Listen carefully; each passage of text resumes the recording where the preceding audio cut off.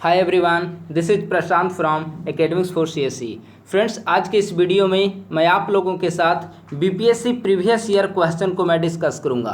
BPSC previous year question के अंतर्गत मैं section wise Indian polity, history, geography, economics, Bihar special, इन सभी टॉपिक्स को मैं डिस्कस करूंगा। और आज इस पहले वीडियो के अंतर्गत मैं आप लोगों से इंडियन पॉलिटी के प्रश्न जितने भी 1992 से लेकर 2020 यानी कि 66वीं बीपीएससी की प्रारंभिक परीक्षा तक इंडियन पॉलिटी से संबंधित जितने भी प्रश्न पूछे गए हैं, इससे संबंधित सभी प्रश्नों को मैं डिस्कस करूंगा। तो आइए पहले प्रश्न का डिस्कशन प्रारंभ करते हैं। पहला प्रश्न है, संविधान को 26 जनवरी के दिन लागू करने का निर्णय इसीलिए लिया गया क्योंकि, यानी कि भारतीय संविधान को 26 जनवरी के ही दिन क्यों लागू करने का निर्णय लिया गया। विकल्प ए, कांग्रेस ने इस तिथि को 1930 में स्वतंत्रता दिवस के रूप में मनाया था। बी, इस तिथि को 1942 में भारत छोड़ो आंदोलन प्रारंभ किया गया था। सी, यह एक शुभ दिन था। डी, उपर्युक्त में से कोई नहीं। चूंकि यह 2011 53 से 55 में पूछा गया है, तो उस समय हमारे 4 विकल्प होते थे, इसीलिए यहाँ पर यह 4 विकल्प दिए गए हैं। विकल्प नंबर ई 60 से 62वीं के दौरान पहली बार ऐड किया गया था। तो देखिए, 26 जनवरी को इसीलिए भारतीय संविधान लागू करने का निर्णय लिया गया क्योंकि कांग्रेस ने इस तिथि को 1930 ईस्वी में स्वतंत्रता दिवस के रूप में मनाया था। तो एक का आंसर हो जाएगा आपका ए।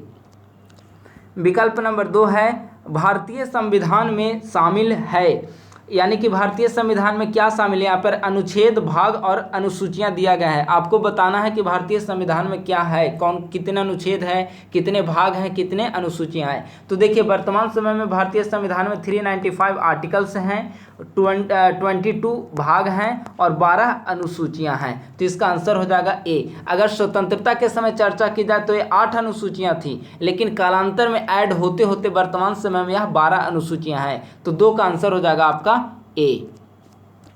3 नंबर प्रश्न को देखते हैं। भारतीय संविधान में है 300 आर्टिकल्स, 350 आर्टिकल्स, 400 से अधिक आर्टिकल्स, 500 आर्टिकल्स। तो अभी हमने बताया कि भारतीय संविधान में 395 अनुच्छेद हैं, लेकिन चूंकि यहाँ विकल्प 300, 400 इस मल्टीपल में दिया गया है, तो इसका आंसर हो जाएगा सी, यानी कि 400 से अधिक आर्टिकल्स हैं। हालांकि अगर आप भारतीय संविधान में आर्टिकल्स मेन जो है वह 395 ही हैं, इसमें क्लॉज वाइज सेक्शन में ऐड किया गया है, तो आर्टिकल 395 होना चाहिए। लेकिन चूंकि यहाँ पर ई ऑप्शन नहीं है, या 1997 में बीपीएससी में पूछा गया था, तो इसका आंसर हो जाएगा सी। अगला प्रश्न है, यहाँ पर आपको मैच करना है कौन सी सूची में कितने विषय हैं। संघ सूची, राज्य सूची और समवर्ती सूची। तो इसको आपको मैच करना है, यहाँ पर विकल्प दिए गए हैं उसके अकॉर्डिंग। तो देखिए, संघ सूची में 97 विषय, राज्य सूची 66 विषय, समवर्ती सूची 47 विषय, यानी कि 1 का आंसर हो जाएगा ए, 2 का आंसर हो जाएगा आपका सी, 3 का आंसर हो जाएगा आपका बी, यानी कि ए सी बी, यानी कि 4 का आंसर हो रहा है यहाँ पर आपका बी। देखिए, यह उस समय का प्रश्न है जब बीपीएससी में 2016 में पूछा गया था। अभी वर्तमान समय की अगर चर्चा किया जाए तो संघ सूची में 98 विषय हैं, ठीक है। राज्य सूची में कुल विषय हैं 59 और समवर्ती सूची में अभी कुल है 52। तो इस तरह से अभी वर्तमान समय में है, लेकिन यहाँ इसके अकॉर्डिंग आपको मैच करना है, तो 4 का आंसर हो जाएगा बी। क्वेश्चन नंबर 5 की ओर आ रहे हैं।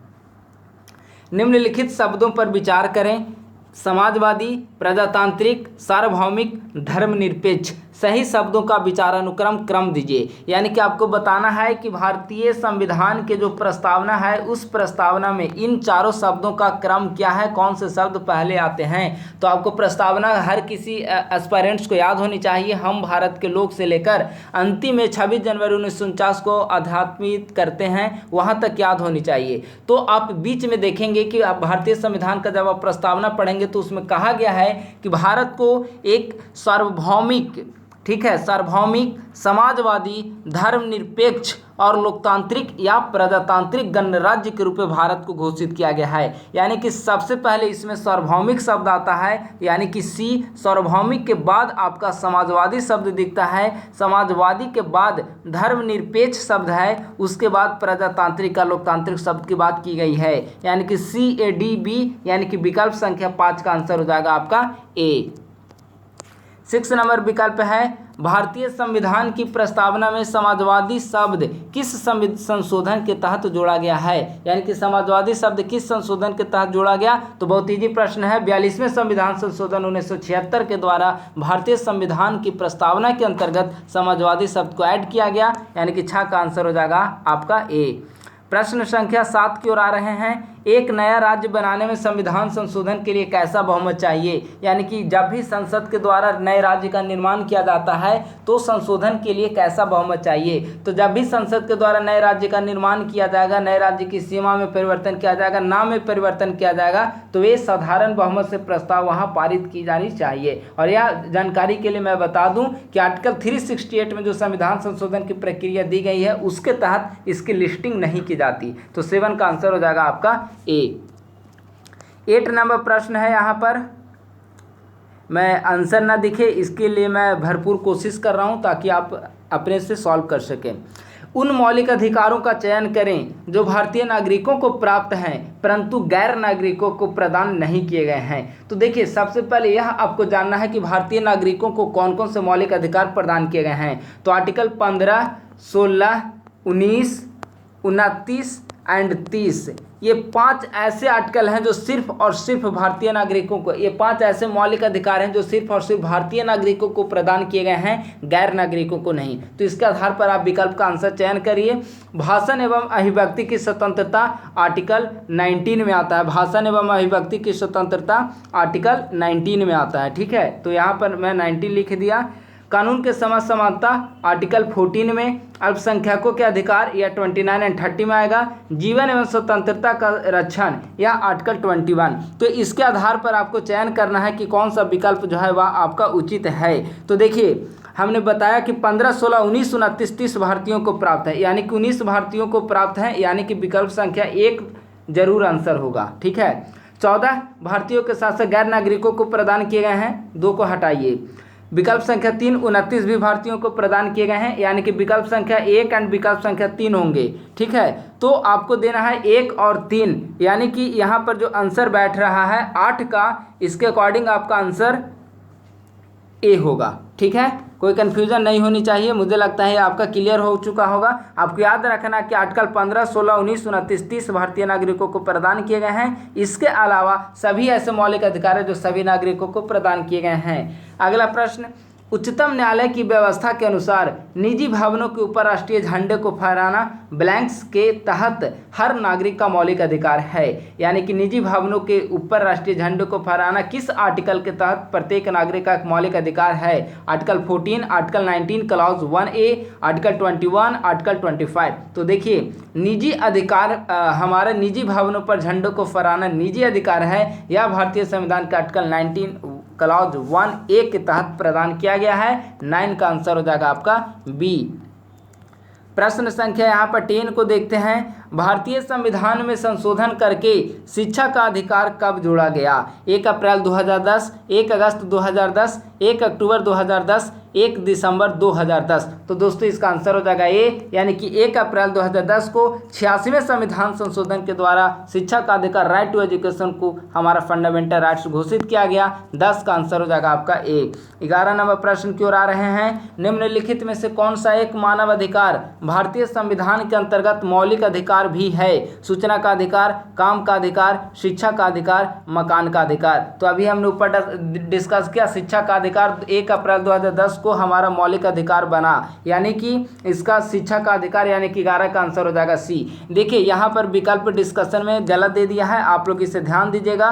विकल्प में दिया गया है कि विकल्प संख्या ए और विकल्प संख्या सी दोनों सही है, यानी कि सूचना का अधिकार हमारा मौलिक अधिकार के रूप में यहाँ बताया है, जबकि सूचना का अधिकार मौलिक अधिकार नहीं है। हालांकि आप आर्टिकल 21 के तहत कर सकते हैं, लेकिन अभी ऐसा न्यायालय के तहत घोषित नहीं किया गया है कि right to information is a fundamental right. तो 11 का आंसर आप सी लगाइए, ठीक है। 12 नंबर प्रश्न है, भारतीय संविधान के भाग 4 में निर्देशित सिद्धांतों में से कौन सा सूचीबद्ध है? यानी कि भारतीय संविधान में जो राज्य के नीति निर्देशक तत्व तो भाग 4 में हैं, इनमें कौन कौन से चीज़ों का वर्णन किया गया है? समान कार्य के लिए समान नागरिक समान वेतन, बिल्कुल इसका वर्णन किया गया है। समान नागरिक संहिता, बिल्कुल आर्टिकल 44 ही है। छोटे परिवार का मानदंड, इसकी चर्चा नहीं की गई है, यानी कि विकल्प संख्या 1 और 2 सही है, यानी कि इसका आंसर हो जाएगा आपका बी। अगला प्रश्न 13 नंबर प्रश्न की ओर आ रहे हैं। भारत के संविधान में मौलिक कर्तव्य किस संविधान संशोधन के द्वारा जोड़ा गया है? यानी कि मौलिक कर्तव्य किस संविधान संशोधन के द्वारा जोड़ा गया? तो 42वें संविधान संशोधन 1976 के द्वारा भारतीय संविधान में मौलिक कर्तव्य भाग 4 का के रूप में शामिल किया गया है। आर्टिकल इससे संबंधित है 51 का, तो ये होगा 13 का आंसर बी। प्रश्न संख्या 14 है, भारत के राष्ट्रपति अपनी शक्तियों का प्रयोग करते हैं सीधे अथवा अपने अधीनस्थ अधिकारियों के द्वारा, मंत्रियों के द्वारा, प्रधानमंत्री के द्वारा, मंत्रिमंडल के द्वारा, इनमें से कोई नहीं या एक से अधिक? तो भारत के राष्ट्रपति अपने समस्त कार्यपालिका शक्ति का प्रयोग स्वयं या फिर अपने अधीनस्थ अधिकारियों के द्वारा करते हैं। तो 14 का आंसर हो जाएगा आपका ए। इससे संबंधित आर्टिकल देखिए यहाँ पर चर्चा किया गया है। आर्टिकल 52 में चर्चा की गई है कि भारत का एक राष्ट्रपति होगा, और आर्टिकल 53 क्लॉज 1 में कहा गया है कि संघ की कार्यपालिका शक्ति राष्ट्रपति में निहित होगी और राष्ट्रपति अपनी इस शक्ति का प्रयोग वे स्वयं या अपने अधीनस्थ अधिकारियों के द्वारा करेंगे। तो 14 का आंसर हो जाएगा जैसा कि हमने बताया ए। 15 नंबर प्रश्न है, यदि राष्ट्रपति और उपराष्ट्रपति का पद खाली हो जाए तो भारत के राष्ट्रपति का पद कौन संभालता है? तो दोस्तों, अगर भारत के राष्ट्रपति और उपराष्ट्रपति दोनों का पद खाली हो जाए तो भारत का मुख्य न्यायाधीश यानी कि chief justice of India Bharat के राष्ट्रपति के रूप में कार्य करेंगे। तो इसका आंसर हो जाएगा 15 का बी। 16 नंबर प्रश्न की ओर आ रहे हैं। श्रीमती प्रतिभा पाटिल भारतीय गणतंत्र के राष्ट्रपति के रूप में क्रम क्या है? यानी कि प्रतिभा पाटिल भारत के कैमे राष्ट्रपति बने? 10वां, 11वां, 12वां, 13वां? देखिए, चूंकि यह प्रश्न 2008 में पूछा गया, जब वे भारत की माननीय राष्ट्रपति थी, तो उस समय पूछा गया है। लेकिन फिर भी आपको जानना जरूरी है कि श्रीमती प्रतिभा पाटिल कैमे राष्ट्रपति के रूप में भारत में कार्य किए हैं। तो श्रीमती प्रतिभा पाटिल 13वें राष्ट्रपति के रूप में थे। तो 16 का आंसर हो जाएगा आपका डी। 17 नंबर प्रश्न है यहाँ पर, एक विधेयक जो संसद में प्रस्तुत किया जाता है, कौन सी क्रिया के बाद वह अधिनियम बन जाता है? यानी कि कोई विधेयक जो संसद में प्रस्तुत किया जाएगा, वह अधिनियम का रूप कैसे लेता है? ए, जब वह संसद के दोनों सदनों के द्वारा पारित हो जाता है। बी, जब राष्ट्रपति अपनी सहमति दे देता है। सी, जब प्रधानमंत्री इस पर हस्ताक्षर कर देते हैं। और डी, जब सर्वोच्च न्यायालय से केंद्रीय संसद के अधिकार क्षेत्र में होना घोषित करता है। तो दोस्तों, इसका आंसर हो जाएगा बी, यानी कि जब माननीय राष्ट्रपति के द्वारा विधेयक पर अपनी सहमति दे दी जाएगी, सहमति प्रदान कर दी जाएगी, तो वह विधेयक अधिनियम का स्वरूप धारण कर लेता है। 17 का आंसर हो जाएगा आपका बी। 18 नंबर प्रश्न है, श्रीमती मोहम्मद हामिद अंसारी का भारत के उपराष्ट्रपति के रूप में क्रमांक है? 10वां, 11वां, 12वां, 13वां? तो दोस्तों, इसका आंसर हो जाएगा डी। अभी हमने श्रीमती प्रतिभा पाटिल के बारे में देखा कि वे 13वें राष्ट्रपति रहे हैं और मोहम्मद हामिद अंसारी 13वें उपराष्ट्रपति रहे हैं, मोहम्मद हामिद अंसारी। तो इसका 18 का आंसर हो जाएगा आपका डी। 19 नंबर प्रश्न है, राष्ट्रीय सुरक्षा समिति का प्रधान कौन होता है? गृह मंत्री, प्रधानमंत्री, राष्ट्रपति, उपराष्ट्रपति? तो राष्ट्रीय सुरक्षा समिति का प्रधान प्रधानमंत्री होते हैं। 19 का आंसर हो जाएगा आपका बी। 20 नंबर प्रश्न है, भारत का कौन सा अधिकारी सदस्य ना होते हुए भी संसद की कार्यवाही में भाग लेने का अधिकार रखता है? ए, उपराष्ट्रपति, बी, अटॉर्नी जनरल, सी, कैग, डी, चुनाव आयुक्त, ई, इनमें से कोई नहीं या एक से अधिक? तो दोस्तों, इसका आंसर हो जाएगा बी, यानी कि अटॉर्नी जनरल। भारतीय संविधान का आर्टिकल 76 में अटॉर्नी जनरल के पद की चर्चा की गई है। और अटॉर्नी जनरल संसद के किसी भी सदन के सदस्य नहीं होते हैं, लेकिन इसके बावजूद भी वे सदन की कार्यवाही में भाग लेते हैं। हाँ, यह अवश्य है कि वे अपना मत नहीं दे सकते, उन्हें मताधिकार नहीं प्राप्त होता, लेकिन सदन की कार्यवाही में वे बोल सकते हैं, भाग ले सकते हैं और वहाँ की बैठक में वे बैठ सकते हैं। तो 20 का आंसर हो जाएगा आपका बी। 21 नंबर प्रश्न है, एक गैर सदस्य के रूप में, अभी हमने ऊपर डिस्कस किया वही प्रश्न है कि एक गैर सदस्य के रूप में संसद के किसी सदन की कार्यवाही में भाग ले सकता है, तो महान्यायवादी। 21 का आंसर हो जाएगा सी। 22, एक एमपी की सीट को रिक्त घोषित किया जा सकता है यदि वह सदन से लगातार कितने दिनों की अवधि के लिए अनुपस्थित रहता है। यानी कि अगर कोई सांसद कितने दिनों तक सदन में अनुपस्थित रहेगा तब उसकी सांसद की जो पद है, उस सांसद की जो सीट है उसे रिक्त माना जाएगा। 6 माह, 2 माह, 3 माह, 1 वर्ष, इनमें से कोई नहीं या एक से अधिक। तो दोस्तों इसका आंसर हो जाएगा 2 माह, यानी कि 60 दिन तक लगातार अगर कोई सांसद सदन से अनुपस्थित रहते हैं, बैठकों में हिस्सा नहीं लेते हैं, कार्य गतिविधियों में हिस्सा नहीं लेते हैं, तो उनका पद खाली माना जाएगा, सीट रिक्त हो जाएगी। 22 का आंसर हो जाएगा बी। 23 नंबर प्रश्न है, देखिए डिस्कशन में सबका डिस्कशन किया हुआ है, आप डिस्कशन में उसका पढ़ सकते हैं। राज्यसभा में होते हैं 280 सदस्य, जिनमें से 20 सदस्य भारत के राष्ट्रपति के द्वारा मनोनीत होते हैं, 275 सदस्य जिनमें से 18 सदस्य मनोनीत होते हैं, 250 सदस्य जिनमें से 12 सदस्य मनोनीत होते हैं, और है इसका विकल्प संख्या डी, यानी कि 252 सदस्य जिनमें से 12 सदस्य राष्ट्रपति के द्वारा मनोनीत होते हैं। तो देखिए राज्यसभा की कुल स्ट्रेंथ आर्टिकल 80 क्लॉज 1 का ख में कहा गया है कि राज्यों और संघ राज्य क्षेत्रों के 238 से अनधिक प्रतिनिधियों तथा राष्ट्रपति के द्वारा निर्देशित किए जाने वाले 12 सदस्यों से मिलकर राज्यसभा बनेगी। यानी कि विकल्प संख्या जो सी था, कुल 250 सदस्य होंगे राज्यसभा में, जिसमें से 12 सदस्य जो होंगे वे राष्ट्रपति के द्वारा विभिन्न क्षेत्रों से निर्वाचित होंगे। तो इसका आंसर हो जाएगा सी। 24, हमारे संविधान के अनुसार राज्यसभा का कार्यकाल हमारे संविधान के अनुसार 2 वर्ष में 1 वर्ष समाप्त हो जाता है, प्रत्येक 5 वर्ष में समाप्त हो जाता है, प्रत्येक 6 वर्ष में समाप्त हो जाता है, समाप्त होने का विषय ही नहीं है। तो हमारे राज्यसभा का कार्यकाल समाप्त होने का विषय नहीं है, यानी कि 24 का आंसर हो जाएगा डी। इसीलिए कहा जाता है कि राज्यसभा कभी विघटित नहीं होती है। इसका कारण है कि प्रत्येक 2 वर्ष पर राज्य सभा के 1/3 सदस्य अपने पद रिक्त करते हैं और इतनी ही संख्या में सदस्य निर्वाचित होते जाते हैं, यानी कि लगातार उनमें प्रत्येक 2 वर्ष पर 1/3 सदस्य निर्वाचित होते हैं, इसीलिए पद कभी वहां पर वह विघटन सदन नहीं होता। अगला प्रश्न है, किस सभा का अध्यक्ष उसका सदस्य नहीं होता है? राज्यसभा, लोकसभा, विधानसभा या विधान परिषद? दोस्तों इसका आंसर हो जाएगा ए, यानी कि उपराष्ट्रपति जो होते हैं वे राज्यसभा के अध्यक्ष होते हैं, लेकिन वे राज्यसभा के सभापति होते हैं, लेकिन वे राज्यसभा के सदस्य नहीं होते। तो 25 का आंसर हो जाएगा ए। 26, राज्यसभा का पदेनाध्यक्ष कौन होता है? अभी ऊपर हमने डिस्कस किया, राज्यसभा का पदेनाध्यक्ष उपराष्ट्रपति होते हैं, तो 26 का आंसर हो जाएगा बी। 27 नंबर प्रश्न है, निम्नलिखित में से कौन सा सही नहीं है? यानी कि निम्नलिखित में से कौन सा गलत है? ए, धन संपत्ति के मामले में राज्यसभा शक्तिहीन है। बी, धन विधेयक की शुरुआत राज्यसभा में होती है। सी, लोकसभा के द्वारा पारित किए जाने के बाद राज्यसभा को 14 दिनों के भीतर विधेयकों को पारित करना होता है। डी, राज्यसभा किसी धन विधेयक को पारित कर सकती है अथवा कतिपय सिफारिशों के साथ उसे लोकसभा को लौटा सकती है। तो दोस्तों कौन सा सही नहीं है? तो इसका विकल्प हो जाएगा बी, यानी कि धन विधेयक की शुरुआत राज्यसभा में होती है, यह सही नहीं है। धन विधेयक जो है वह सिर्फ और सिर्फ लोकसभा में पेश किया जाता है। ठीक है, तो 27 का आंसर हो जाएगा आपका बी।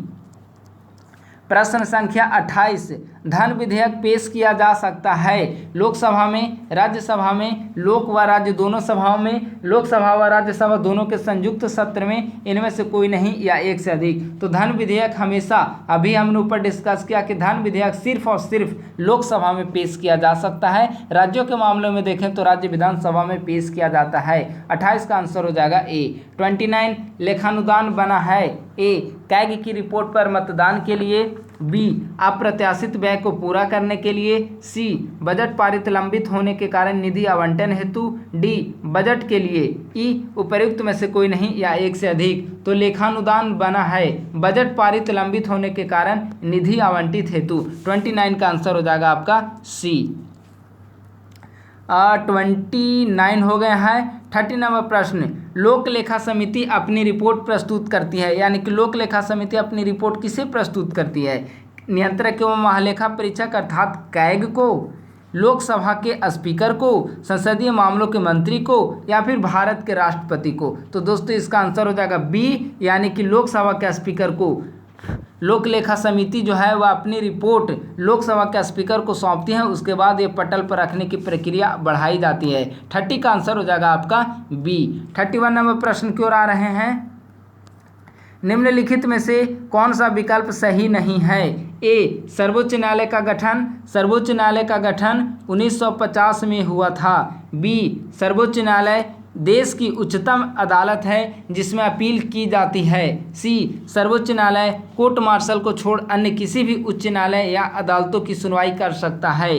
डी, सर्वोच्च न्यायालय कोर्ट मार्शल के साथ अन्य किसी भी उच्च न्यायालयों या अदालतों की सुनवाई कर सकता है। तो दोस्तों इसका आंसर कौन सा सही नहीं है? तो इसका आंसर हो जाएगा सी, यानी कि सर्वोच्च न्यायालय कोर्ट मार्शल को छोड़ अन्य किसी भी उच्च न्यायालय या अदालतों की सुनवाई कर सकता है। देखिए कोर्ट मार्शल की अपील जो है वो सर्वोच्च न्यायालय में की जा सकती है, तो इसीलिए यह कथन जो है वह गलत है, यानी कि 31 का आंसर आपका हो जाएगा सी। 32 नंबर प्रश्न है, राज्यसभा का कार्यकारी अध्यक्ष या संवैधानिक प्रमुख कौन होता है? मुख्यमंत्री, राज्यपाल, मुख्यमंत्री का सचिव या फिर मुख्य सचिव? तो दोस्तों 32 का आंसर हो जाएगा बी, राज्यपाल। आप लोग जानते हैं कि भारत में संसदीय शासन व्यवस्था को अपनाया गया है और संसदीय व्यवस्था के अंतर्गत संवैधानिक प्रमुख केंद्र में राष्ट्रपति होते हैं और राज्यों में राज्यपाल होते हैं। 32 का आंसर हो जाएगा आपका बी। 33 नंबर प्रश्न, एक उच्च न्यायालय का न्यायाधीश अपना त्यागपत्र किसे सौंपता है? राष्ट्रपति, सीजेआई, उस राज्य के उच्च न्यायालय के मुख्य न्यायाधीश या फिर राज्यों के राज्यपाल को? तो दोस्तों उच्च न्यायालय का न्यायाधीश अपना त्यागपत्र राष्ट्रपति को सौंपते हैं, यानी कि 33 का आंसर हो जाएगा आपका ए।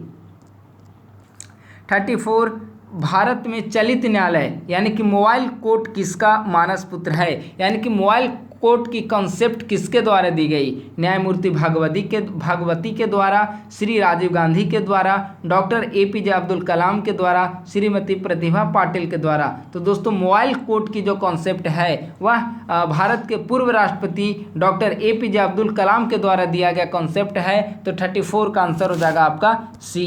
प्रश्न संख्या 35 को देखते हैं। किस अनुच्छेद के अनुसार भारत के राष्ट्रपति के द्वारा राष्ट्रीय आपातकाल की घोषणा की जाती है? यानी कि राष्ट्रीय आपातकाल की घोषणा किस आर्टिकल के तहत की जाती है? आर्टिकल 352, 370, 371, 395? तो दोस्तों इसका आंसर हो जाएगा ए, यानी कि आर्टिकल 352 के तहत युद्ध, बाह्य आक्रमण या सशस्त्र विद्रोह की स्थिति में यहाँ पर आपको आपातकाल की घोषणा की जाती है। 35 का आंसर हो जाएगा आपका ए। 36 नंबर प्रश्न है, केंद्र और राज्यों की व्यवस्थापिकाओं के लिए मतदान की न्यूनतम आयु 21 से घटाकर 18 वर्ष कर दी गई। यानी कि किस संविधान संशोधन के अंतर्गत मतदान की आयु, मताधिकार की आयु को 21 वर्ष से घटाकर 18 वर्ष कर दिया गया? तो दोस्तों इसका आंसर हो जाएगा सी, 61वां संविधान संशोधन 1989 के तहत, यानी कि 1989 तक 21 वर्ष के एज में ही कोई व्यक्ति अपना वोटिंग राइट का प्रयोग कर सकता था, लेकिन 61वां संविधान संशोधन 1989 में 21 वर्ष की सीमा को घटाकर 18 वर्ष कर दिया गया। 36 का आंसर हो जाएगा आपका सी। 37 नंबर प्रश्न की ओर आ रहे हैं। आम चुनावों में मतदान की आयु 21 वर्ष से घटाकर 18 वर्ष कर दी गई। अभी ऊपर हमने डिस्कस कर दिया कि मतदान की आयु को घटाकर 21 वर्ष से 18 वर्ष कर दिया गया 61वें संविधान संशोधन के द्वारा 1989। इसका आंसर हो जाएगा आपका सी। 38 नंबर प्रश्न, भारतीय संविधान की 8वीं अनुसूची में मान्य सरकारी भाषाओं की संख्या कितनी है? 16, 17, 18 और 20? तो दोस्तों वर्तमान समय में अगर देखा जाए तो कुल कितने भाषा हैं? तो कुल 18 भाषा वर्तमान समय में संविधान की 8वीं अनुसूची के अंतर्गत शामिल हैं। तो इसका आंसर हो जाएगा सी। अगला प्रश्न है 39 नंबर प्रश्न है, CDP और NES के पुनर्गठन के लिए 1957 में NDC के द्वारा स्थापित समिति का नाम बताएं जिसने ग्रामीण स्थानीय सरकार की त्रिस्तरीय प्रणाली का सुझाव दिया है। यानी देखिए कितना प्रश्न है, इजी प्रश्न है लेकिन थोड़ा सा घुमाया हुआ प्रश्न है। डायरेक्ट यह पूछा गया है कि 1957 में पंचायती राज के सशक्तिकरण के लिए केंद्र सरकार के द्वारा गठित समिति कौन सी है जिसने 3 स्तरीय पंचायती राज की सिफारिश की है। तो 1957 में किस समिति का गठन किया गया? बलवंत राय मेहता समिति। अशोक मेहता समिति का गठन कब किया गया? 1927 ईस्वी में। 39 का आंसर हो जाएगा ए, यानी कि बलवंत राय मेहता समिति का गठन 1957 ईस्वी में किया गया, जिसने त्रिस्तरीय प्रणाली अपनाए जाने का सुझाव दिया। 39 का आंसर हो जाएगा आपका ए। 49वां प्रश्न की ओर आ रहे हैं, निम्नलिखित विशेषताओं में केंद्रीय शासन व्यवस्था के लिए कौन सा सही नहीं है? यानी कि सेंट्रलाइज्ड सिस्टम के लिए, सेंट्रलाइज्ड गवर्नेंस मॉडल के लिए कौन सा सही नहीं है? ए, त्वरित निर्णय। देखिए 65वीं बीपीएससी 2019 में पूछा गया प्रश्न है। त्वरित निर्णय, लचीलापन, बड़े देशों के लिए आदर्श, कानून की एकरूपता, विकल्प संख्या ई। तो दोस्तों इसका आंसर बीपीएससी के द्वारा दिया गया है बड़े देशों के लिए आदर्श, यानी कि 40 का आंसर हो जाएगा सी। 41 नंबर प्रश्न की ओर आ रहे हैं, विकेंद्रीकरण प्रणाली की सिफारिश किसने की थी? अभी हमने ऊपर डिस्कस किया, बलवंत राय मेहता समिति जिसका गठन 1957 ईस्वी में किया गया था, उसने त्रिस्तरीय ग्रामीण स्वशासन अपनाए जाने की बात की और इसी को माना जाता है कि इसने लोकतांत्रिक विकेंद्रीकरण की नींव रखी। तो 41 का आंसर हो जाएगा आपका सी, यानी कि विकेंद्रीकरण प्रणाली की नींव सिफारिश बलवंत राय मेहता के द्वारा रखा गया। अब आते हैं प्रश्न संख्या 42 की ओर। अशोक मेहता समिति ने निम्नलिखित की सिफारिश की, यानी कि अशोक मेहता समिति ने किस प्रकार के मॉडल की सिफारिश की है? तो देखिए अभी ऊपर हमने बताया कि बलवंत राय के द्वारा 3 स्तरीय मॉडल की सिफारिश की गई और अशोक मेहता के द्वारा द्विस्तरीय मॉडल की सिफारिश की गई, यानी कि 42 का आंसर हो जाएगा बी। बलवंत राय का गठन 1957 में और अशोक मेहता का गठन 1977 में। तो 42 का आंसर हो जाएगा आपका बी। 43 नंबर प्रश्न है, ब्लॉक स्तर पर पंचायत समिति है परामर्शदात्री निकाय, प्रशासनिक प्राधिकरण, परामर्शीय समिति है या फिर पर्यवेक्षकीय प्राधिकरण है? तो ब्लॉक स्तर पर पंचायत समिति एक प्रशासनिक प्राधिकरण का कार्य करती है। 43 का आंसर हो जाएगा आपका बी। 44 नंबर प्रश्न है, भारत में ब्लॉक स्तर पर बनी पंचायत समिति केवल एक सलाहकारी निकाय, एक सलाहकार समिति, समन्वय और पर्यवेक्षी अधिकारी, प्रशासनिक पदाधिकारी, प्रशासनिक प्राधिकारी, उपर्युक्त में से कोई नहीं या एक से अधिक। तो पंचायत समिति की भूमिका किस प्रकार की है? तो दोस्तों इसका आंसर हो जाएगा डी, यानी कि पंचायत समिति की जो भूमिका है वह प्रशासनिक प्राधिकारी के रूप में है, एडमिनिस्ट्रेटिव अथॉरिटी के रूप में ब्लॉक स्तर पर बनी पंचायत समिति अपनी भूमिका का निर्वहन स्थानीय शासन में करती है। 44 का आंसर हो जाएगा आपका डी। प्रश्न संख्या 45, 14 अगस्त 2007 को संसद के द्वारा भारतीय संविधान में संशोधन के उपरांत अब अनुसूचित जाति की सूची में जातियों की संख्या कितनी है? देखिए यह प्रश्न 2008 48 से 52 बीपीएससी में पूछा गया है, तो हो सकता है अनुसूचित जाति की संख्या में बदलाव कर दिया गया हो अब, लेकिन यह डाटा 2008 के अनुसार यहाँ पर दिया हुआ है और उस समय 1206 अनुसूचित जातियों की कुल संख्या थी। 46, निम्नलिखित में से कौन संयुक्त राष्ट्र की सुरक्षा परिषद का स्थायी सदस्य नहीं है? तो आप लोग जानते हैं कि 5 स्थायी सदस्य कौन कौन है। तो 5 स्थायी सदस्य हैं अमेरिका, ब्रिटेन, चाइना, फ्रांस, रसिया। इसके अलावा जो ऑप्शन बचेगा वो आंसर होगा, यानी कि इसका आंसर हो जाएगा ए, यानी कि इसका आंसर हो जाएगा जर्मनी।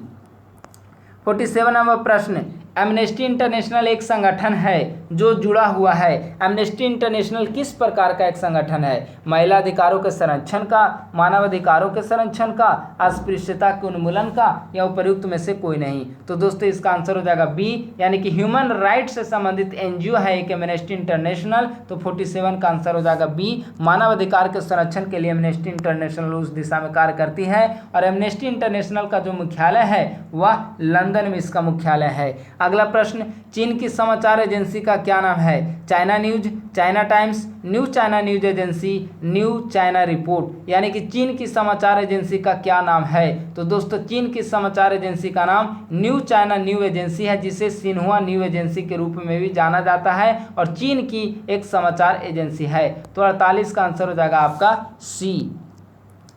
49 नंबर प्रश्न की ओर आ रहे हैं, किस देश की सरकारी रिपोर्ट को येलो बुक कहा जाता है? Yellow, France, Britain, Italy, Germany. तो देखिए येलो बुक जो है, येलो बुक फ्रांस की रिपोर्ट को कहा जाता है, फ्रांस की सरकारी रिपोर्ट को कहा जाता है। तो 49 का आंसर हो जाएगा आपका ए। प्रश्न संख्या 50, भारत के प्रथम विधि विश्वविद्यालय की स्थापना अगस्त 1987 में कहाँ की गई? त्रिवेंद्रम, अहमदाबाद, बेंगलुरु, नई दिल्ली। तो भारत के प्रथम विधि विश्वविद्यालय की स्थापना अगस्त 1987 में बेंगलुरु में की गई थी। 50 का आंसर हो जाएगा आपका सी।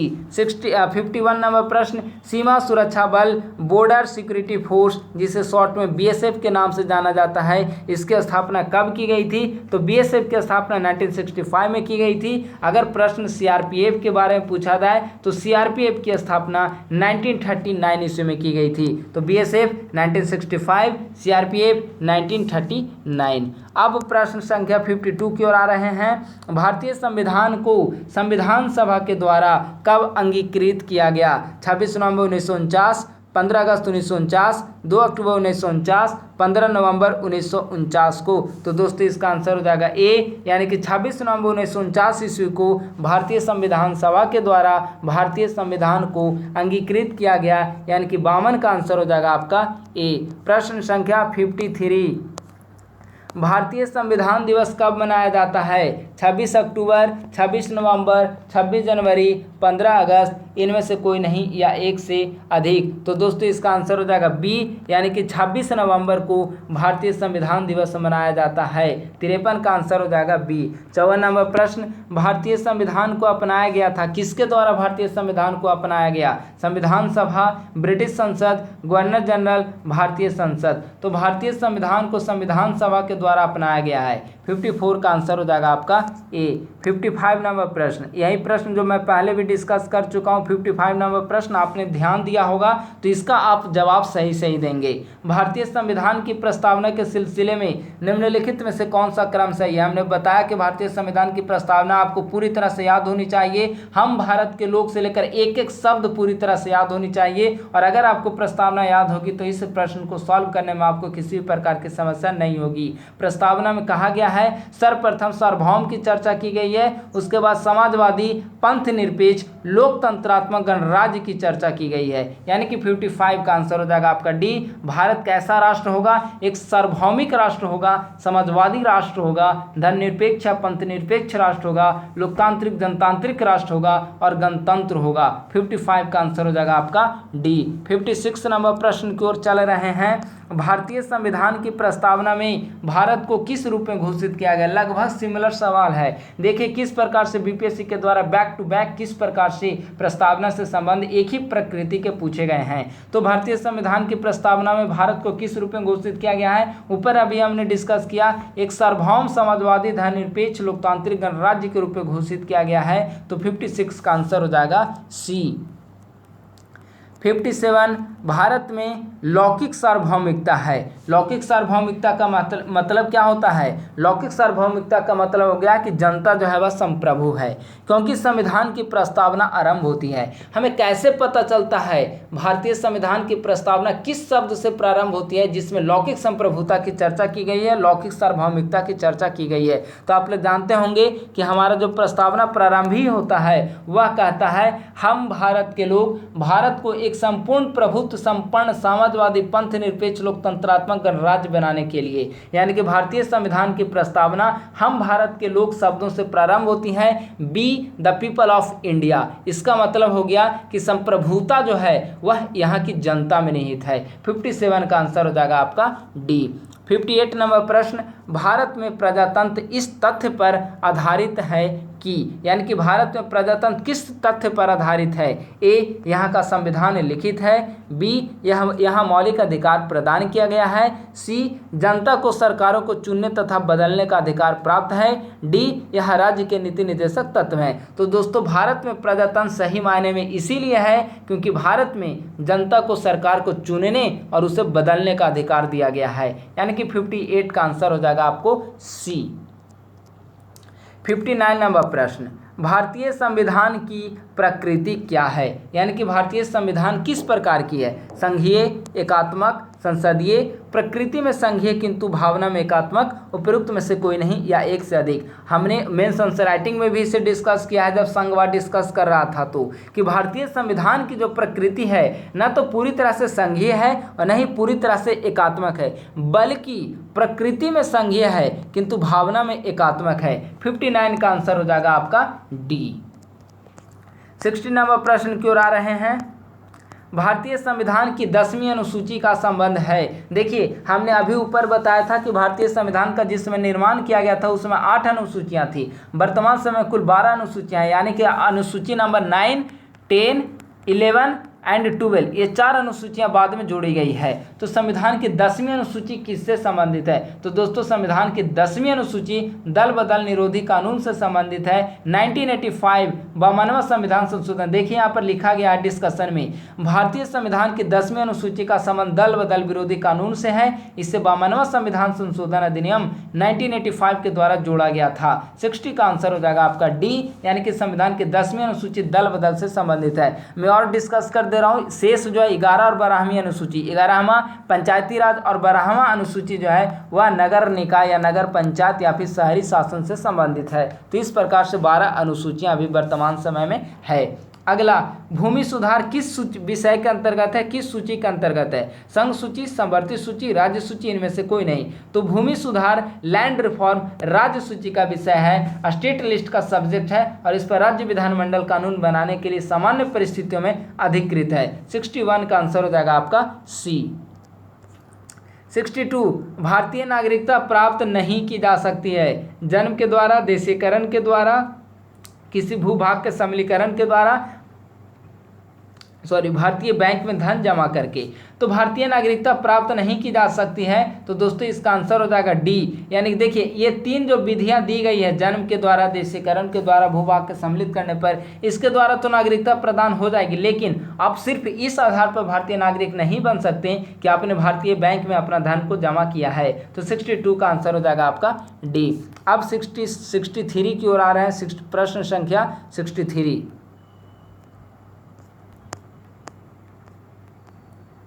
नागरिकता संशोधन कानून कब पारित किया गया? देखिए यह 66वें में पूछा गया प्रश्न है। सीएए, चूंकि आप करंट अफेयर से संबंधित महत्वपूर्ण प्रश्न है। नागरिकता संशोधन कानून कब पारित किया गया? इसके विकल्प हैं 11 दिसंबर 2018, 11 दिसंबर 2019 और 2 शेष विकल्प है 11 अक्टूबर 2019, 11 अक्टूबर 2020, इनमें से कोई नहीं या एक से अधिक। तो दोस्तों इसका आंसर हो जाएगा बी, यानी कि सीएए 11 दिसंबर 2019 को पारित किया गया। 63 का आंसर हो जाएगा आपका बी।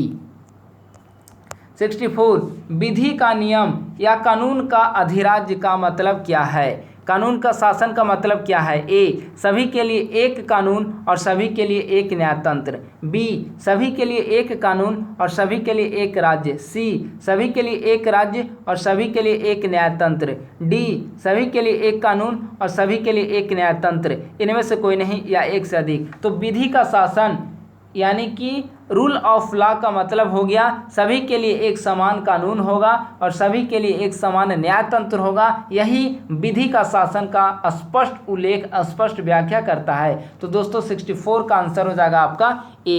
प्रश्न संख्या 65, निम्नलिखित में से किसको संविधान के द्वारा अधिकारों को लागू करने की शक्ति दी गई है?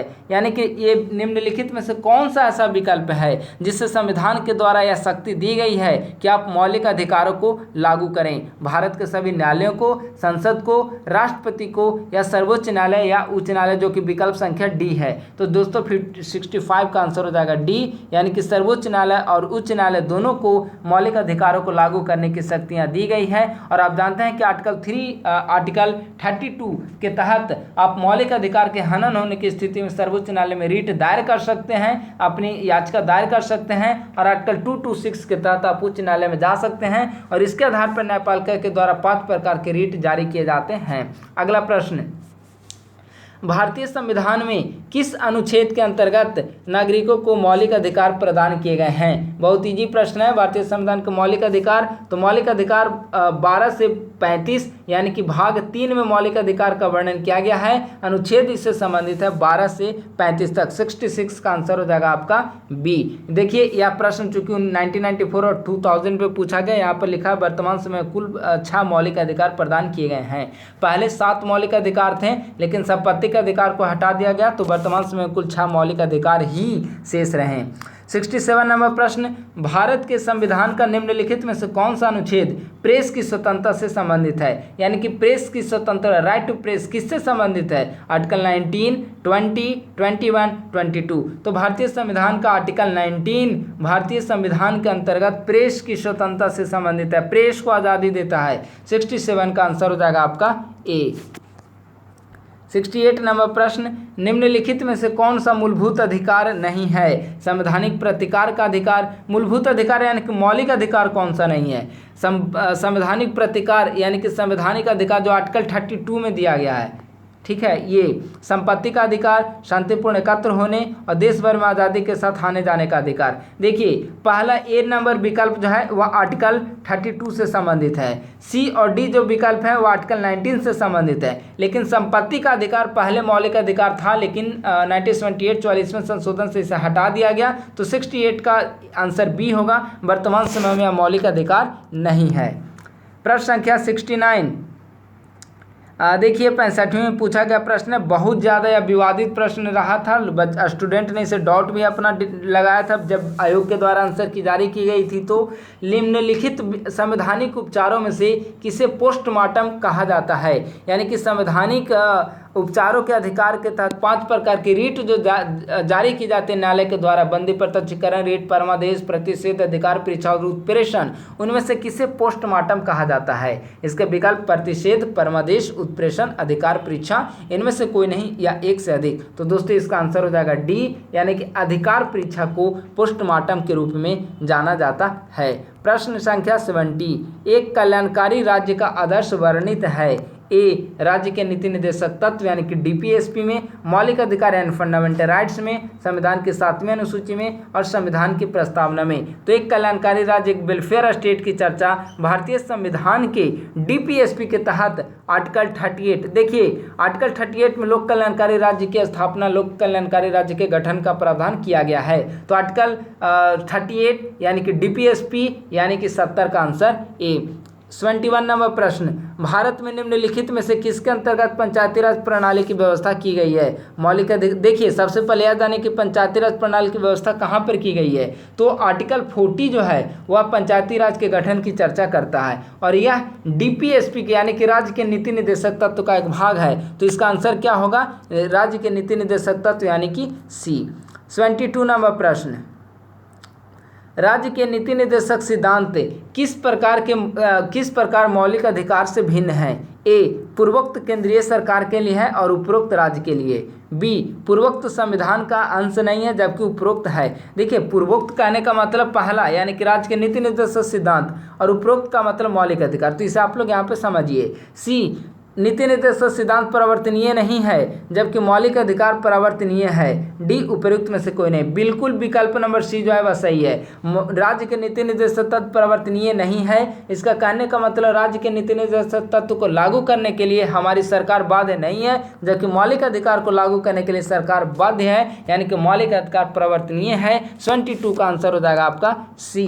प्रश्न संख्या 73, मौलिक कर्तव्यों को निर्धारित किया गया 40वें संविधान संशोधन के द्वारा, 43वें संशोधन के द्वारा, 42वें संशोधन के द्वारा, 39वें संशोधन के द्वारा। यानी कि मौलिक अधिकार को भारतीय संविधान में किस संशोधन के द्वारा शामिल किया गया, निर्धारित किया गया? तो भारतीय संविधान के 42वें संविधान संशोधन यानी कि 1976 ईस्वी में यह मौलिक कर्तव्य को शामिल किया गया था। तो 73 का आंसर हो जाएगा आपका सी।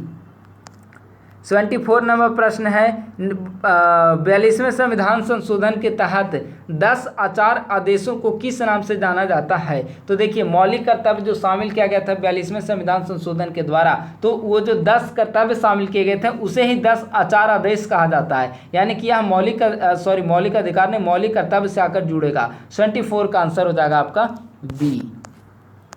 75 निम्नलिखित में से भारत में मौलिक कर्तव्य कौन सा है, यानी कि फंडामेंटल ड्यूटीज का कौन सा उदाहरण है।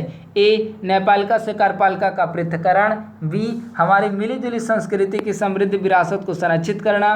सी, बच्चों के लिए मुफ्त व अनिवार्य शिक्षा। डी, छुआछूत की परंपरा को समाप्त करना। तो दोस्तों इसमें से फंडामेंटल ड्यूटीज कौन सा है, तो दोस्तों इसका आंसर हो जाएगा बी, यानी कि यह फंडामेंटल ड्यूटीज मौलिक कर्तव्य से संबंधित है। देखिए पहला है न्यायपालिका से कार्यपालिका का पृथक्करण, ये आर्टिकल 50 में इसका वर्णन किया गया। 50 यानी कि 36 से 51 तक डीपीएसपी राज्य के नीति निर्देशक तत्व है। बच्चों के लिए मुफ्त व अनिवार्य शिक्षा, आर्टिकल 21 क्लॉज ए 86वें संविधान संशोधन, शिक्षा का अधिकार, अभी हमने ऊपर डिस्कस किया, यह हमारा फंडामेंटल राइट का हिस्सा है। छुआछूत की परंपरा, आर्टिकल 17, यह भी फंडामेंटल राइट का हिस्सा है। तो बच्चा कौन, विकल्प संख्या बी, तो वह फंडामेंटल ड्यूटीज का हिस्सा है। 25 का आंसर हो जाएगा आपका बी। 26 नंबर प्रश्न, राष्ट्रपति ए संसद का हिस्सा नहीं होता, गलत है, राष्ट्रपति बिल्कुल संसद का हिस्सा होता है। 26 का आंसर हो जाएगा बी, यानी कि राष्ट्रपति संसद का हिस्सा होता है। प्रश्न संख्या 27 की ओर हम लोग बढ़ रहे हैं। भारत में राष्ट्रपति का चुनाव किया जाता है। ए, प्रत्यक्ष निर्वाचन के द्वारा। बी, एकल हस्तांतरणीय मत प्रणाली के द्वारा। सी, अनुपातिक मत प्रणाली के द्वारा। डी, खुला बैलेट प्रणाली के द्वारा। तो भारत में राष्ट्रपति के द्वारा ए विकल्प गलत है, प्रत्यक्ष प्रणाली नहीं, बल्कि कैसे चुनाव होता है, भारत में राष्ट्रपति का अप्रत्यक्ष चुनाव होता है। और इसमें कौन भाग लेते हैं, संसद और राज्य विधानमंडल के निर्वाचित सदस्य भाग लेते हैं। आप लोग इसे स्मरण रखें। तो विकल्प संख्या ए तो यहीं पर छट गया। विकल्प बी और सी ये दोनों भारत के राष्ट्रपति के निर्वाचन के लिए प्रयोग किया जाता है। एकल हस्तांतरणीय मत प्रणाली, सिंगल ट्रांसफरेबल वोटिंग सिस्टम, और अनुपातिक मत प्रणाली, प्रोपोर्शनल रिप्रेजेंटेटिव अनुपातिक मत प्रणाली। तो विकल्प संख्या बी और सी दोनों सही है। चूंकि यह 2001 में पूछा गया है और उसमें 5वां विकल्प के रूप में आयोग ने शामिल ई को नहीं किया था, तो इसका आंसर बी और सी यानी कि डॉट में रखा जाएगा। आप बी और सी दोनों को याद रखें। 27 का आंसर बी और सी दोनों होना चाहिए। 78 नंबर प्रश्न, अगर भारत के राष्ट्रपति के चुनाव में कोई विवाद है तो उस विवाद को कहाँ सौंपा जाएगा। मान लेते हैं कि भारत के माननीय राष्ट्रपति का निर्वाचन हो गया, लेकिन उस निर्वाचन से संबंधित किसी प्रकार की कोई विवाद है, कोई डिस्प्यूट है, तो वह हम कहाँ पर उस मामले को लेकर जाएंगे। भारत के महाधिवक्ता के पास, संसद के पास, सर्वोच्च न्यायालय के पास, या इनमें से कोई नहीं। तो डी विकल्प नंबर है, इनमें से कोई नहीं। तो दोस्तों अगर राष्ट्रपति के चुनाव से संबंधित कोई याचिका दायर की जाएगी तो सिर्फ और सिर्फ सर्वोच्च न्यायालय में दायर की जाती है, और यह सर्वोच्च न्यायालय में दायर की जाएगी और वही इससे संबंधित फैसला करेगा। 28 का आंसर हो जाएगा आपका सी।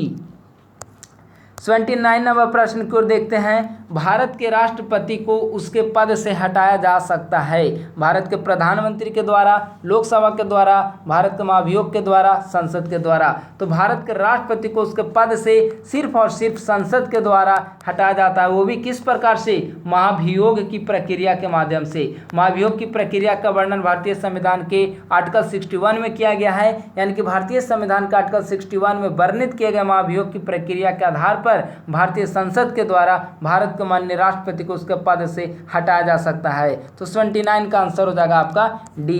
80 नंबर प्रश्न की ओर आ रहे हैं। भारत के कार्यपालिका अध्यक्ष कौन होता है। अभी हमने ऊपर डिस्कस किया था कि भारत में संसदीय शासन व्यवस्था को अपनाया गया है, और संसदीय शासन व्यवस्था के तहत संवैधानिक प्रमुख राष्ट्रपति प्रेसिडेंट होते हैं और राज्यों में गवर्नर होते हैं। कार्यकारी अध्यक्ष एग्जीक्यूटिव यहाँ पर पूछा गया है, तो इसका आंसर हो जाएगा ए, यानी कि राष्ट्रपति होते हैं केंद्र में। तो 80 का आंसर हो जाएगा ए। 81 नंबर प्रश्न, केंद्र सरकार में उच्चतम नागरिक सेवा अधिकारी कौन है। भारत का महान्यायवादी, मंत्रिमंडलीय सचिव, गृह सचिव, वित्त विभाग, इनमें से कोई नहीं या एक से अधिक। तो उच्चतम नागरिक सेवा यहाँ पर पूछा गया, तो नागरिक सेवा मंत्रिमंडलीय सचिव होगा, यानी कि 81 का आंसर होना चाहिए बी। 82, भारतीय संविधान में केंद्रीय सरकार की अधिशासी शक्तियों को किसमें निहित किया गया है। यानी कि भारतीय संविधान की जो केंद्र की अधिशासी शक्तियाँ, कार्यकारी शक्तियाँ किसमें निहित है, तो भारत के राष्ट्रपति में निहित होगा, यानी कि 82 का आंसर हो जाएगा आपका ए। 83 नंबर प्रश्न है। राष्ट्रपति राष्ट्रीय आपातकाल की घोषणा कर सकता है हथियारबंद विद्रोह के आधार पर, युद्ध, बाह्य आक्रमण के आधार पर, युद्ध के आधार पर, उपरोक्त वर्णित आधार पर। तो भारतीय संविधान के आर्टिकल 352 में राष्ट्रीय आपातकाल की चर्चा की गई है, जिसमें युद्ध, बाह्य आक्रमण और सशस्त्र विद्रोह की चर्चा की गई है, यानी कि 83 का आंसर हो जाएगा डी, यानी कि उपर्युक्त वर्णित सभी कारणों के आधार पर भारत में राष्ट्रपति के द्वारा राष्ट्रीय आपातकाल या इमरजेंसी लागू की जा सकती है। 84 नंबर प्रश्न है, प्रायः किसकी सलाह पर राज्य में राष्ट्रपति शासन लगाया जाता है? मुख्यमंत्री की सलाह पर, लेजिस्लेटिव असेंबली यानी मुख्यमंत्री, या विधानसभा, या विकल्प है गवर्नर या उच्च न्यायालय के मुख्य न्यायाधीश। तो किसी भी राज्य में राष्ट्रपति शासन तभी लगाया जाएगा जब वहाँ के गवर्नर ने ऐसा सिफारिश किया हो। तो इसका आंसर हो जाएगा सी। 85 भारतीय संविधान भारत के राष्ट्रपति को अधिकार नहीं देता।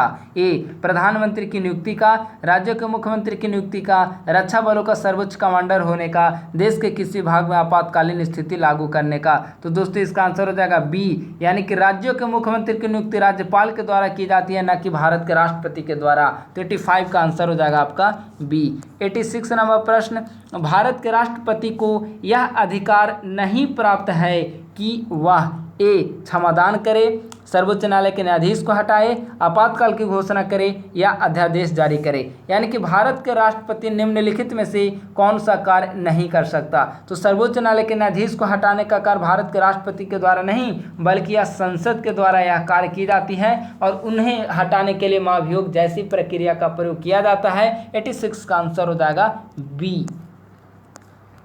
87 स्वतंत्र भारत के राष्ट्रपति कहाँ से थे? यह बहुत इजी प्रश्न है कि स्वतंत्र भारत के राष्ट्रपति कहाँ के रहने वाले थे। तो चूंकि डॉक्टर राजेंद्र प्रसाद थे स्वतंत्र भारत के पहले राष्ट्रपति, और वे बिहार से संबंधित रहे हैं। 87 का आंसर हो जाएगा सी। 88 निम्नलिखित में से कौन सा कथन गलत है? ए राष्ट्रपति पद के लिए प्रत्याशी की न्यूनतम आयु 35 वर्ष की होनी चाहिए। बी उपराष्ट्रपति राज्यसभा का सभापति होता है। सी उपराष्ट्रपति का चुनाव भारत का राष्ट्रपति करता है। डी भारत के प्रथम राष्ट्रपति डॉक्टर राजेंद्र प्रसाद। तो निम्नलिखित में से कौन सा कथन असत्य है, यानी कि कौन सा कथन गलत है? तो दोस्तों उपराष्ट्रपति का चुनाव भारत के राष्ट्रपति के द्वारा की जाती है, यह कथन गलत है, क्योंकि उपराष्ट्रपति का जो चुनाव है वह संसद के दोनों सदनों के सदस्यों के द्वारा उनका निर्वाचन किया जाता है। इसका आंसर हो जाएगा 88 का आंसर हो जाएगा सी। 89 नंबर प्रश्न, राज्यसभा का सभापति कौन है? कई बार हमने ऊपर भी डिस्कस किया कि राज्यसभा का सभापति उपराष्ट्रपति होते हैं और वे उस सदन के सदस्य नहीं होते। भारतीय संविधान के आर्टिकल 64 एवं आर्टिकल 89 के अनुसार उपराष्ट्रपति राज्यसभा का पदेन सभापति होता है। It means answer will be B, 89 का बी। 90 नंबर प्रश्न, भारत का प्रधानमंत्री मुख्य है राज्य सरकार का, केंद्र सरकार का, राज्य तथा केंद्रीय दोनों का, उपरोक्त में से कोई नहीं। तो भारत का प्रधानमंत्री केंद्रीय सरकार का मुख्य है। 90 का आंसर हो जाएगा आपका बी। 91 नंबर प्रश्न की ओर चल रहे हैं। संघीय मंत्री परिषद के मंत्री किसके प्रति उत्तरदायी होते हैं? यानी कि संघीय मंत्री परिषद यानी कि कैबिनेट मंत्री परिषद के अंतर्गत कैबिनेट मंत्री, राज्य मंत्री, स्वतंत्र प्रभार के मंत्री, उप मंत्री वगैरह आते हैं। वे किसके प्रति उत्तरदायी होते हैं? प्रधानमंत्री के प्रति, राष्ट्रपति के प्रति, संसद के प्रति, या केवल लोकसभा के प्रति? तो संघीय मंत्री परिषद, देखिए दो तरह की बातें हैं उत्तरदायी से संबंधी। एक उत्तरदायी होता है वह सामूहिक उत्तरदायी, तो संघीय मंत्री परिषद सामूहिक रूप से लोकसभा के प्रति उत्तरदायी होंगे, और दूसरा है व्यक्तिगत उत्तरदायित्व जो कि वह राष्ट्रपति के प्रति होते हैं। तो अमूमन संसदीय व्यवस्था है, तो इसको आप आंसर डी लगाइए, लोकसभा के प्रति सामूहिक उत्तरदायित्व से यहाँ इसका आशय है। तो 91 का आंसर हो जाएगा आपका डी। 92 मंत्रिपरिषद उत्तरदायी होते हैं। देखिए ऊपर यही प्रश्न था, लेकिन यहाँ पर रिकरिंग इसका आंसर दिया है। राष्ट्रपति के प्रति, प्रधानमंत्री के प्रति, स्पीकर के प्रति, संसद के प्रति, क्योंकि मंत्रिपरिषद जो है वे लोकसभा के प्रति उत्तरदायी होते हैं। ऊपर विकल्प में लोकसभा हमने बताया, तो इसका भी आंसर लोकसभा होना चाहिए। तो चूंकि यहाँ विकल्प नहीं है कि लोकसभा के प्रति उत्तरदायी होते हैं, और उस समय ई का इशू नहीं होता था, तो इसका आंसर या तो संभवतः आयोग के द्वारा इसे डिलीट किया गया होगा, तो आप लोकसभा लगाइए, या विपरीत परिस्थिति में आप राष्ट्रपति भी लगा सकते हैं, क्योंकि मंत्री व्यक्तिगत रूप से राष्ट्रपति के प्रति उत्तरदायी होता है। हाँ, संसदीय शासन व्यवस्था है और सामूहिक उत्तरदायित्व की महत्ता है, तो वे मंत्रिपरिषद लोकसभा के प्रति उत्तरदायी होते हैं। 93 भारतीय राजनीतिक व्यवस्था में कार्यपालिका ब्लैंक्स के अंतर्गत रहकर कार्य करती है। यानी कि भारत में कार्यपालिका किसके अंतर्गत कार्य करती है? न्यायपालिका, विधायिका, चुनाव आयोग, संघ लोक सेवा आयोग। तो आप लोग जानते होंगे कि कार्यपालिका विधायिका के प्रति उत्तरदायी होती है, यानी कि वे विधायिका के अंडर में रहकर कार्य करती है। 93 का आंसर हो जाएगा आपका बी। 94 सरकार की संसदीय व्यवस्था के विषय में निम्न में से कौन सा वक्तव्य सही है? ए, विधायिका न्यायपालिका के प्रति जवाबदेह है। नहीं, विधायिका न्यायपालिका के प्रति कभी जवाबदेह नहीं होती। विधायिका कार्यपालिका के प्रति जवाबदेह है, यह भी स्टेटमेंट गलत है। विधायिका एवं कार्यपालिका दोनों स्वतंत्र हैं। राष्ट्रपति न्यायपालिका के प्रति जवाबदेह है। ई, उपरोक्त में से कोई नहीं या एक से अधिक। देखिए इसका आंसर हो जाएगा ई, क्योंकि संसदीय शासन व्यवस्था का मतलब होता है कि कार्यपालिका जो होगी वे विधायिका के प्रति उत्तरदायी होगी, ना कि विधायिका कार्यपालिका के प्रति उत्तरदायी होगी। तो यहाँ ऐसा कोई विकल्प नहीं है, तो विकल्प आप ई लगाइए। संसदीय शासन व्यवस्था में कार्यपालिका विधायिका के प्रति उत्तरदायी होती है। 95, भारत का प्रधानमंत्री किसके प्रति जवाबदेह है? मंत्रिमंडल, राष्ट्रपति, लोकसभा, राज्यसभा, कोई नहीं या एक से अधिक। अभी हमने ऊपर बताया कि भारत में मंत्रिपरिषद हो या फिर प्रधानमंत्री हो, वे सिर्फ और सिर्फ लोकसभा के प्रति उत्तरदायी होते हैं, व्यक्तिगत रूप से राष्ट्रपति, लेकिन आपको आंसर इसका लोकसभा लगाना होगा। 96, संविधान में मंत्रिमंडल शब्द का प्रयोग एक ही बार किया गया है और वह आर्टिकल 352, 24, 356, 26। तो आर्टिकल 352 में भारतीय संविधान के अंतर्गत सिर्फ एक जगह मंत्रिमंडल शब्द का प्रयोग किया गया है, वह भी आर्टिकल 352 में, जिसमें कहा गया है कि मंत्रिमंडल की सिफारिश के पश्चात ही राष्ट्रपति शासन आर्टिकल 352 के तहत लगाया जा सकता है, इमरजेंसी लगाया जा सकता है। तो 96 का आंसर हो जाएगा आपका ए।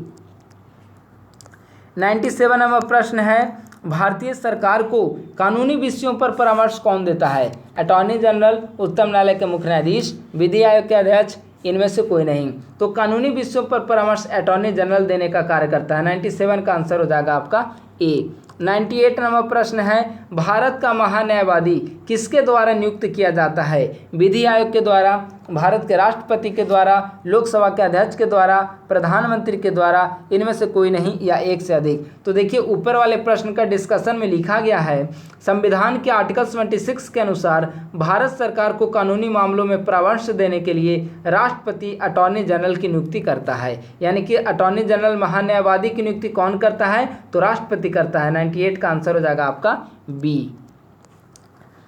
99 नंबर प्रश्न है, कानूनी विषयों पर राज्य सरकार को कौन परामर्श देता है? जिस प्रकार से केंद्र सरकार को महान्यायवादी परामर्श देता है, उसी प्रकार से राज्यों को कौन परामर्श देता है? महान्यायवादी, एडवोकेट जनरल, न्यायाभिकर्ता, उच्च न्यायालय का मुख्य न्यायाधीश। तो दोस्तों इसका आंसर हो जाएगा बी, यानी कि केंद्र में जो होता है सॉलिसिटर जनरल, राज्यों में एडवोकेट जनरल होता है, यानी कि 99 का आंसर हो जाएगा आपका बी।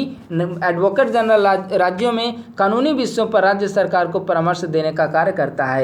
दोस्तों आज के डिस्कशन का हमारा अंतिम प्रश्न है, 100 नंबर प्रश्न है कि आज़ादी के बाद भाषा के आधार पर भारत के राज्यों का पुनर्गठन किस वर्ष में किया गया था? 1947, 1951, 1956, 2000। तो दोस्तों इसका आंसर हो जाएगा सी, यानी कि 1956। आज़ादी के बाद भारत में राज्य पुनर्गठन आयोग 1956 इसमें पारित किया गया था, जिसमें भाषा के आधार पर राज्यों के गठन की बात की गई थी। तो इसका आंसर हो जाएगा सी। इस प्रकार से आज की वीडियो में हमने इंडियन पॉलिटी से संबंधित बीपीएससी प्रीवियस ईयर क्वेश्चन से संबंधित 100 प्रश्नों को हमने सॉल्यूशन देखा है। इसका दूसरा एपिसोड नेक्स्ट 100 क्वेश्चन जो कि इंडियन पॉलिटी का लास्ट होगा। इंडियन पॉलिटी को हमने 2 वीडियो के माध्यम से डिस्कस मैं करूंगा। पहला वीडियो 100 प्रश्न को लेकर हमने डिस्कस कर दिया और इसका अगला वीडियो जो है वो इसके बाद जल्द ही जारी की जाएगी और नेक्स्ट 100 क्वेश्चन के साथ ही इंडियन पॉलिटी का बीपीएससी के अंतर्गत पूछा गया प्रीवियस ईयर क्वेश्चन सभी सॉल्व हो जाएंगे। मुझे उम्मीद है कि हमारी ये वीडियो, हमारी ये सेशन आपको पसंद आई होगी और आप लोगों का समर्थन और प्यार मिलेगा।